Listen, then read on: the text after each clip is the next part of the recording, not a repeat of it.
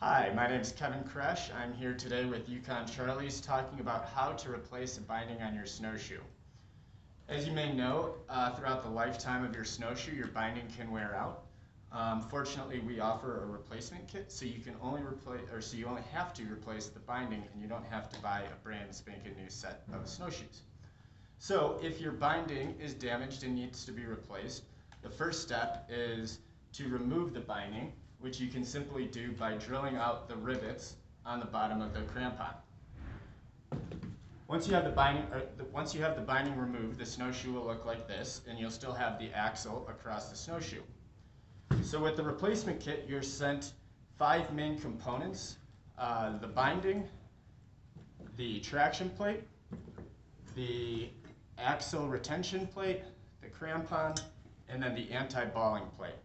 So the way that these go together is you have the black plastic plate that you'll stand on.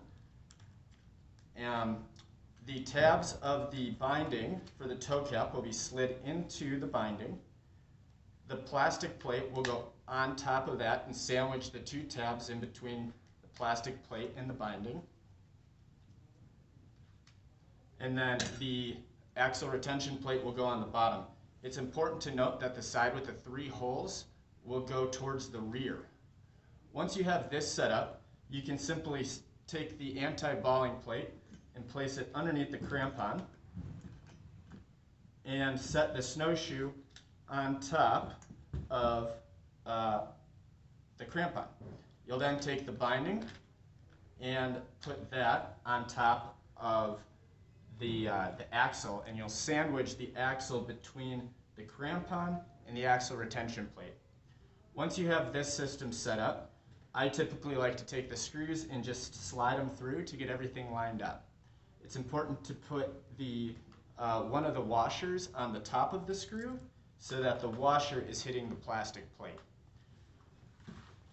Once you have the components stacked up in the orientation that I've described, you will need a screwdriver and a pair of pliers to tighten them, and you'll just hold the nut on the bottom, and keep in mind there's a second washer that'll go on the screw before the nut on the bottom.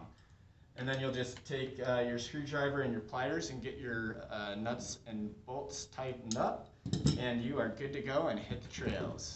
Thanks for watching.